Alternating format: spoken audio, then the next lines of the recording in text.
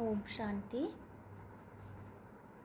आज की है बाबा की 27 तारीख की मुरली।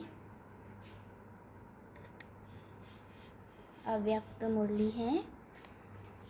मुरली की हेडिंग है संगम युग पर नंबर 1 पूज्य बनने की अलौकिक विधि। संगम युग पर नंबर 1 पूज्य बनने की अलौकिक विधि। आज अनादि बाप और आदि बाप अनादि शालिग्राम बच्चों को और आदि ब्राह्मण बच्चों को डबल रूप से देख रहे हैं। शालिग्राम रूप में भी परम पूज्य हो और ब्राह्मण सो देवता स्वरूप में भी गायन और पूजन योग्य हो। दोनों आदि और अनादि बाप दोनों ही रूप से पूज्य आत्माओं को देख हर्षित हो रहे हैं। अनादि बाप ने आदि पिता सहित अर्थात ब्रह्मा बाप और ब्राह्मण बच्चों को अपने से भी ज़्यादा डबल रूप में पूज्य बनाया है।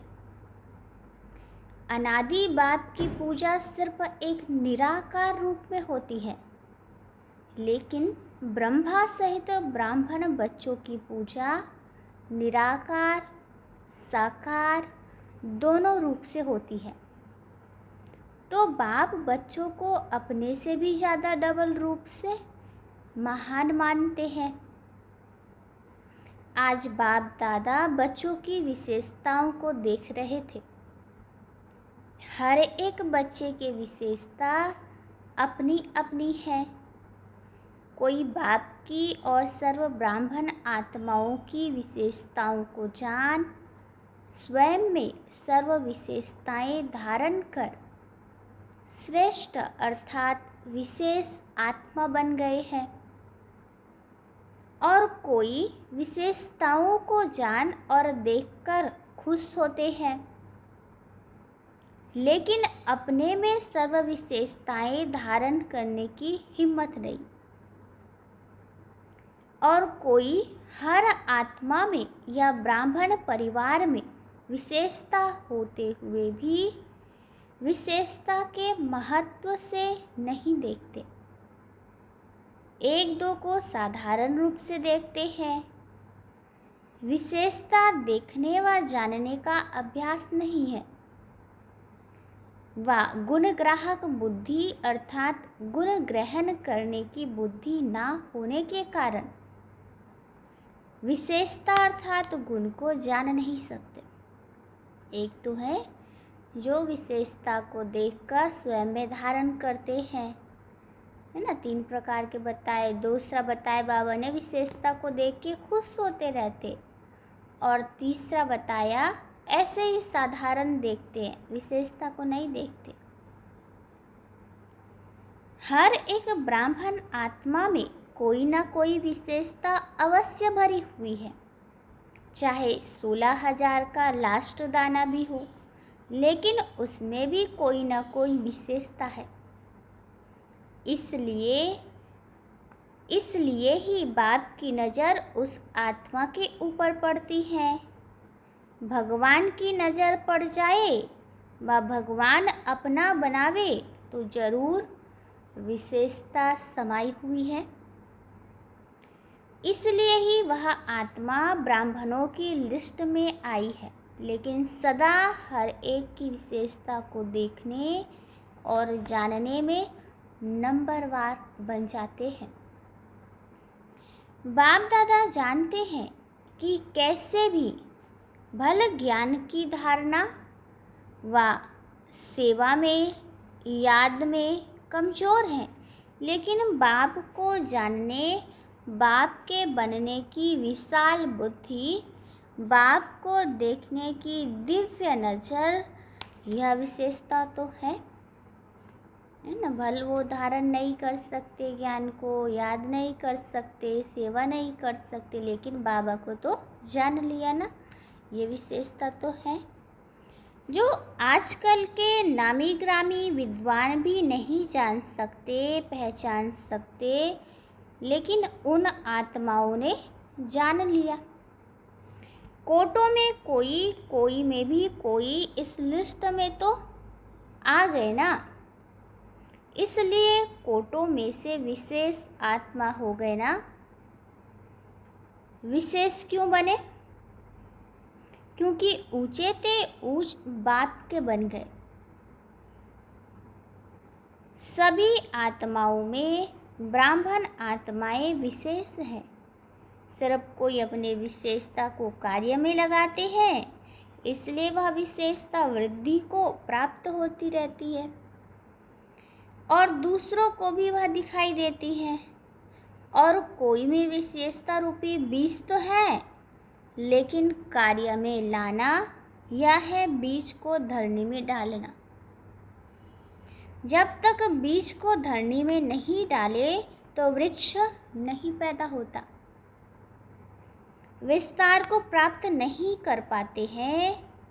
और कई बच्चे विशेषता के बीज को विस्तार में भी लाते, अर्थात वृक्ष के रूप में वृद्धि को भी प्राप्त करते, फल को भी प्राप्त करते। लेकिन जब फल आता है तो फल के पीछे चिड़ियाएँ, पक्षी भी आते हैं खाने के लिए उस फल को। तो जब फल तक पहुँचते हैं तो इस रूप में माया आती है कि मैं विशेष हूँ, मेरी यह विशेषता है। कौन सी पक्षी व माया रूप में आती है कि मैं विशेष हूँ, मेरी यह विशेषता है। यह नहीं समझते कि बाप द्वारा प्राप्त हुई विशेषता है। विशेषता भरने वाला बाप है। जब ब्राह्मण बने तो विशेषता आई। ब्राह्मण जीवन की देन है, बाप की देन है। इसलिए फल के बाद अर्थात सेवा में सफलता के बाद यह अटेंशन रखना भी जरूरी है ना, कि अहंकार ना आ जाए कि मेरे कारण हुआ, मेरी विशेषता से हुए। तो इसका भाव कहते बहुत अटेंशन की इसकी ज़रूरत है। नहीं तो माया रूपी चिड़िया पक्षी फल को जूठा कर देते या नीचे गिरा देते हैं। जैसे खंडित मूर्ति की पूजा नहीं होती,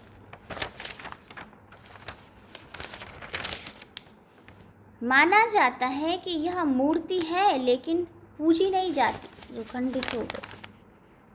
ऐसे जो ब्राह्मण आत्माएं सेवा का फल अर्थात सेवा में सफलता प्राप्त कर लेते हैं, लेकिन मैंपन की चिड़िया ने फल को खंडित कर दिया, इसलिए सिर्फ माना जाएगा कि सेवा बहुत अच्छी करते हैं, महारथी हैं, सर्विस एबल है। लेकिन संगम युग पर भी सर्व ब्राह्मण परिवार के दिल में स्नेह के पात्र व पूज्य नहीं बन सकते, क्योंकि क्या आ गया, मैंपन आ गया ना। सर्विस एबल तो है, महारथी भी है बावकर, लेकिन मैंपन आ गया, इसलिए ब्राह्मण परिवार के दिल में स्नेह के पात्र नहीं बन सकते व पूज्य। संगम युग में दिल का स्नेह, दिल का रिगार्ड, यही पूज्य बनना है।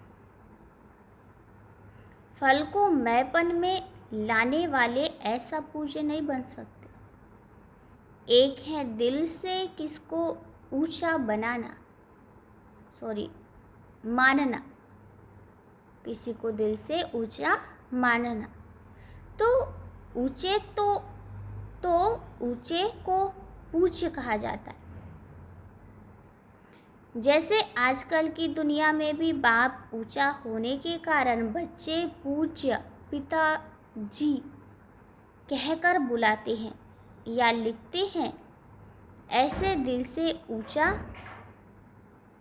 मानना अर्थात दिल से रिगार्ड देना। दूसरा होता है बाहर की मर्यादा प्रमाण रिगार्ड देना ही पड़ता है। तो दिल से देना और देना ही पड़ता, इसमें कितना अंतर है ना। दिल से देते हैं उसमें और दुनिया में बाहर में बाबा कहते उसके प्रमाण देना पड़ता, दोनों में कितना अंतर है। पूज्य बनना अर्थात दिल से सर्वमान्य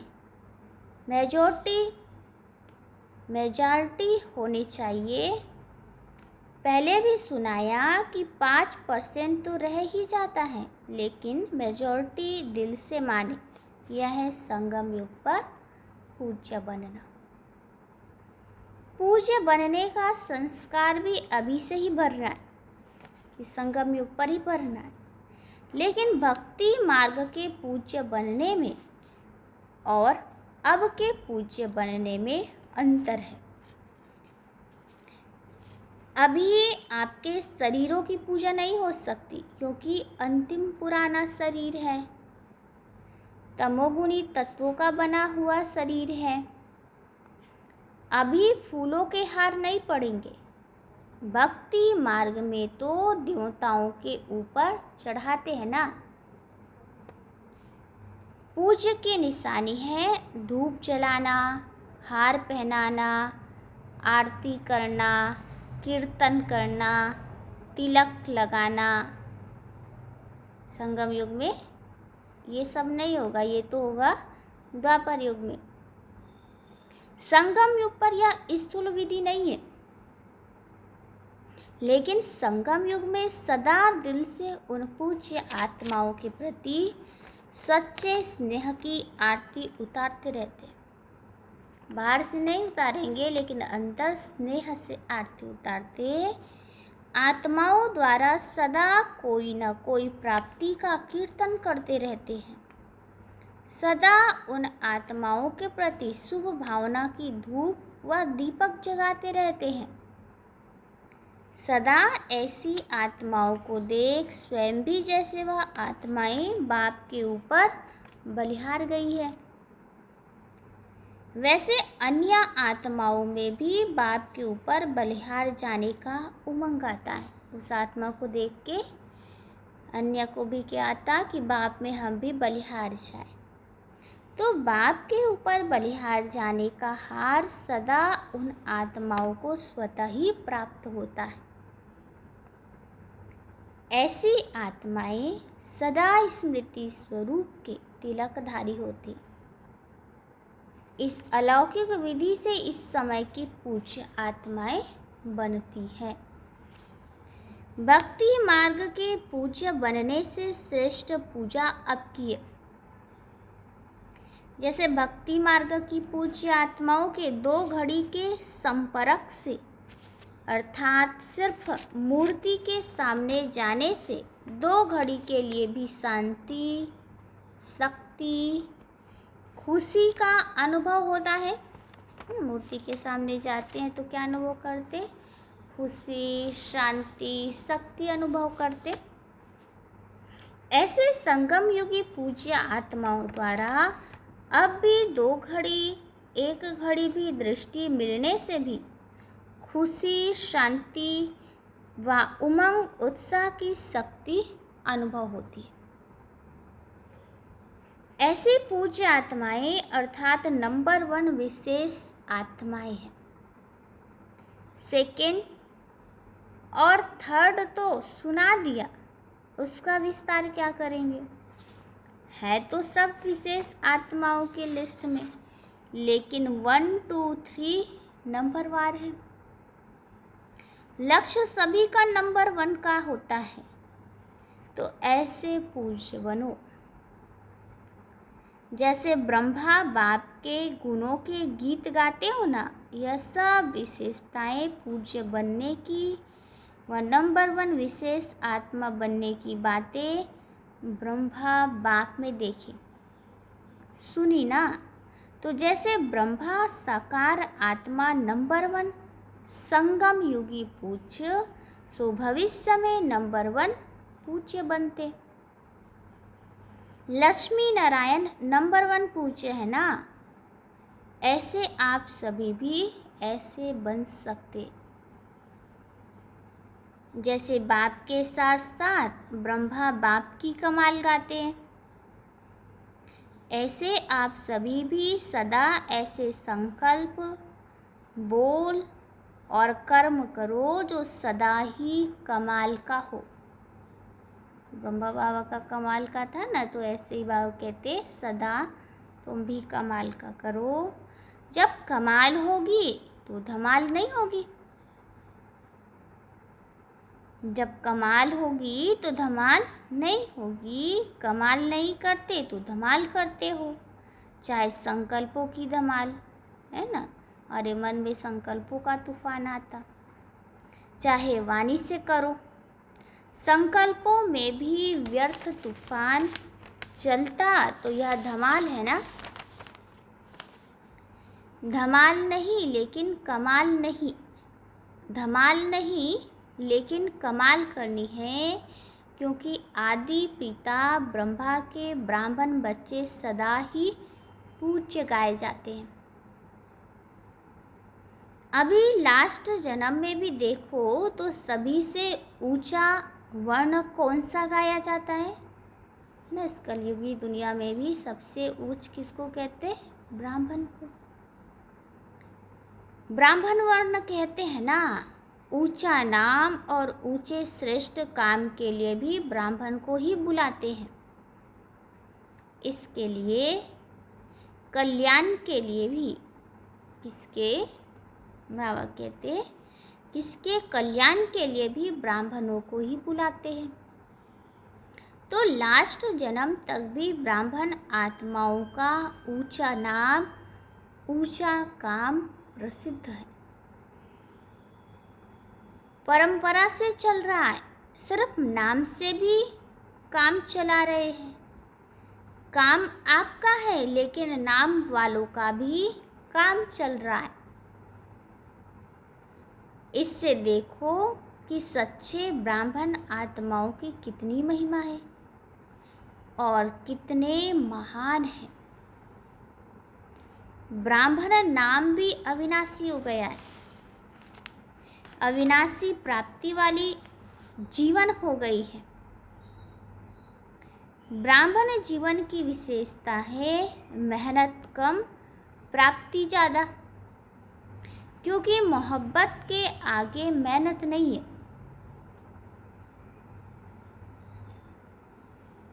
अब लास्ट जन्म में भी ब्राह्मण मेहनत नहीं करते, आराम से खाते रहते हैं। अगर नाम का भी काम करते हैं तो भूखे नहीं रह सकते।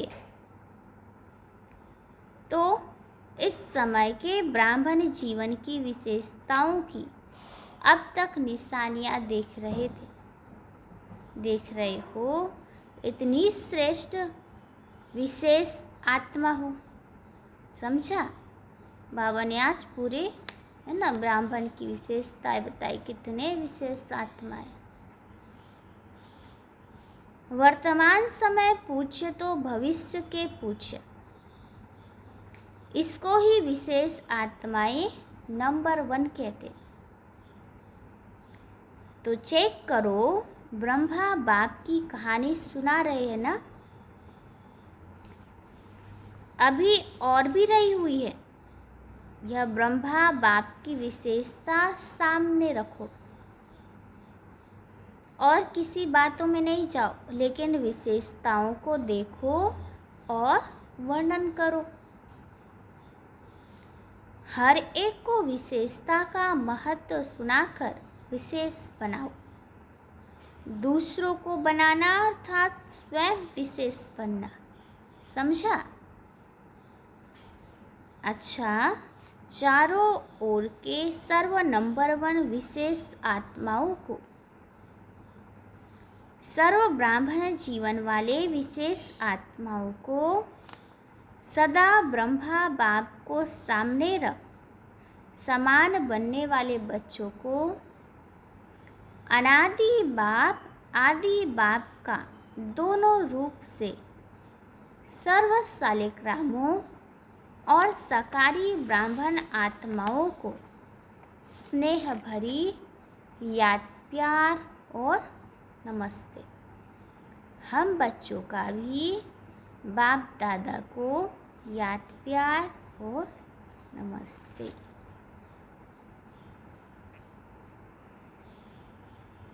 फिर है पार्टियों के साथ मुलाकात। पहला है सदा बाप का हाथ और साथ है, ऐसा भाग्यवान समझते हो।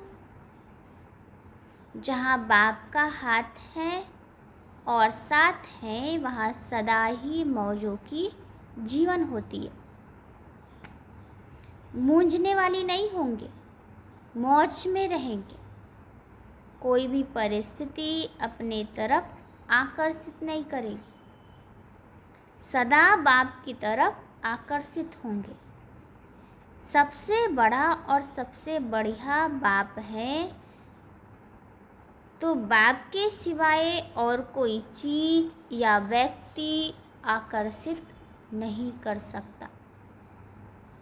जो बाप के हाथ और साथ में पलने वाले हैं, उनका मन और कहीं जा ही नहीं सकता। तो ऐसे सभी हो या माया की पालना में चले जाते हो, है ना, बाबा की पालना को छोड़ के माया की पालना में चले जाते हो, वह रास्ता बंद है ना, माया तरफ जाने का रास्ता बंद है ना। तो सदा बाप के साथ की मौज में रहो। बाप मिला, सब कुछ मिला, कोई अप्राप्त नहीं। कितना भी कोई हाथ साथ छुड़ाए, लेकिन छोड़ने वाले नहीं। और जोड़कर और छोड़कर जाएंगे भी कहाँ, बाबा का हाथ छोड़कर जाएंगे भी कहाँ। इससे बड़ा और कोई भाग्य हो नहीं सकता। कुमारियाँ तो है ही सदा भाग्यवान। डबल भाग्य है, एक कुमारी जीवन का भाग्य, दूसरा बाप का बनने का भाग्य। कुमारी जीवन पूजी जाती है, जब कुमारी जीवन खत्म होती है तो सबके आगे झुकना पड़ता। गृहस्थी जीवन है ही बकरी समान जीवन, कुमारी जीवन है पूज्य जीवन। अगर कोई एक बार भी गिरा तो गिरने से हड्डी टूट जाती है ना, फिर कितना भी प्लास्टर करो, ठीक करो, लेकिन हड्डी कमज़ोर हो जाती। तो समझदार बनो, टेस्ट करके फिर समझदार नहीं बनो, है ना। बाबा कहते हैं कुमारी तो श्रेष्ठ है ना, तो अभी से बाबा कहते समझदार बनो। दूसरा है सदा अपने को कल्प कल्प की विजयी आत्माएं अनुभव करते हो। अनेक बार विजयी बनने का पाठ बजाया है और अब भी बजा रहे हैं। विजयी आत्माएं सदा औरों को भी विजयी बनाती है ना। कहते भी है ना, जैसा संग वैसा रंग। तो विजयी आत्माएं के संग रहेंगे तो औरों को भी विजय वो बनाती है। जो अनेक बार किया जाता है वह सदा ही सहज होता है, मेहनत नहीं लगती। अनेक बार की विजयी आत्मा है, इस स्मृति से कोई भी परिस्थिति को पार करना खेल लगता है, खुशी अनुभव होती है। विजयी आत्माओं को विजय अधिकार अनुभव होती है। अधिकार मेहनत से नहीं मिलता, स्वतः ही मिलता है। तो सदा विजय की खुशी से अधिकार से आगे बढ़ते औरों को भी आगे बढ़ाते चलो। लौकिक परिवार में रहते लौकिक को अलौकिक में परिवर्तन करो, क्योंकि अलौकिक संबंध सुख देने वाला है। लौकिक संबंध से अल्पकाल का सुख मिलता है, सदा का नहीं। तो सदा सुखी बन गए, दुखियों की दुनिया से सुख के संसार में आ गए, ऐसा अनुभव करते हो। पहले रावण के बच्चे थे, तो दुखदायी थे। अभी सुखदाता के बच्चे सुख स्वरूप हो गए। फर्स्ट नंबर यह अलौकिक ब्राह्मणों का परिवार है। देवताएं भी सेकंड नंबर हो गए। तो यह है अलौकिक जीवन प्यारी लगती है। तो यह अलौकिक जीवन प्यारी लगती। तीसरा है सदा अपने को पद्मा पदम भाग्यवान अनुभव करते हो। सारे कल्प में ऐसा श्रेष्ठ भाग्य प्राप्त हो नहीं सकता, क्योंकि भविष्य स्वर्ग में भी इस समय के पुरुषार्थ की प्रारब्ध के रूप में राज्य भाग्य प्राप्त करते। भविष्य भी वर्तमान भाग्य के हिसाब से मिलता है। महत्व इस समय के भाग्य का है। बीज इस समय डालते हो और फल अनेक जन्म मिलता है। तो महत्व तो बीज का गिना जाता है ना। इस समय भाग्य बनाना या भाग्य प्राप्त होना यह बीज बोना है। तो इस अटेंशन से सदा पुरुषार्थ में तीव्र गति से आगे बढ़ते चलो और सदा इस समय के पद्मा पदम भाग्य की स्मृति इमर्ज रूप में रहे। कर्म करते हुए याद रहे, कर्म में अपना श्रेष्ठ भाग्य भूले नहीं। स्मृति स्वरूप रहो, इसको कहते हैं पद्मा पदम भाग्यवान। इसे स्मृति के वरदान को सदा साथ रखना तो सहज ही आगे बढ़ते रहेंगे, मेहनत से छूट जाएंगे। अच्छा, फिर है प्रश्न। लौकिक संबंध में बुद्धि यथार्थ फैसला देती रहे, उसकी विधि क्या है? लौकिक संबंध में बुद्धि यथार्थ फैसला देती रहे, उसकी विधि क्या है? उत्तर है कभी भी लौकिक बातों को सोचकर फैसला नहीं करना है। अलौकिक शक्तिशाली स्थिति में रहकर फैसला करो। कोई भी पिछली बातें स्मृति में रखने से बुद्धि उस तरफ चली जाती है, फिर पिछले संस्कार भी प्रकट होते हैं।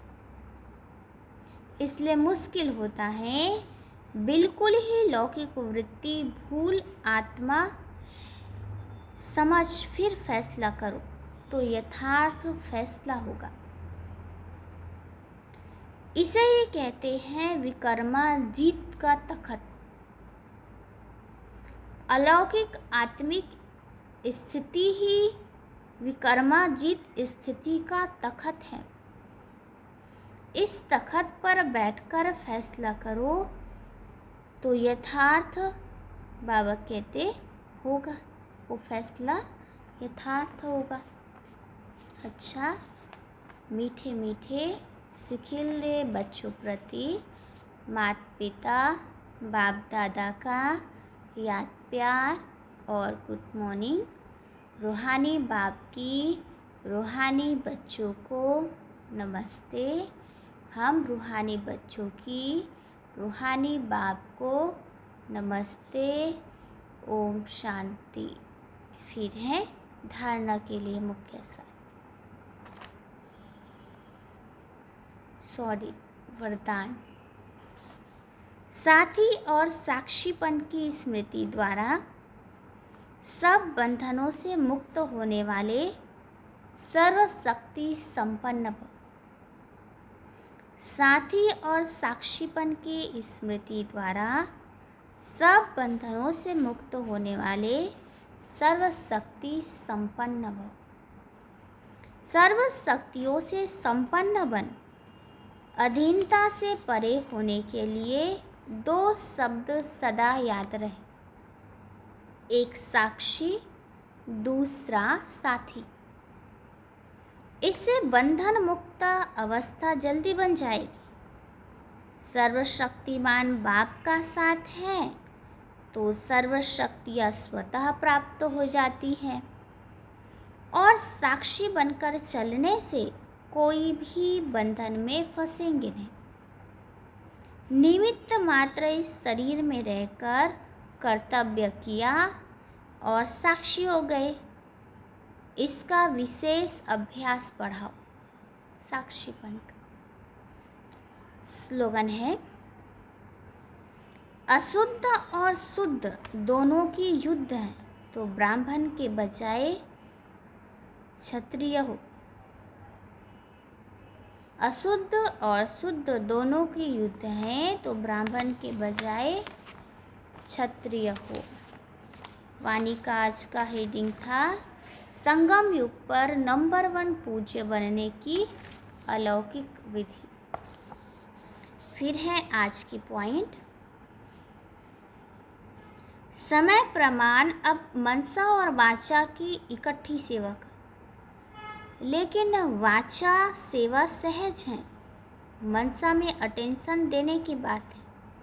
इसलिए सर्व आत्माओं के प्रति मनसा में शुभ भावना, शुभ कामना के संकल्प, बोल में मधुरता, संतुष्टता, सरलता की नवीनता हो तो सहज सफलता मिलती रहेगी।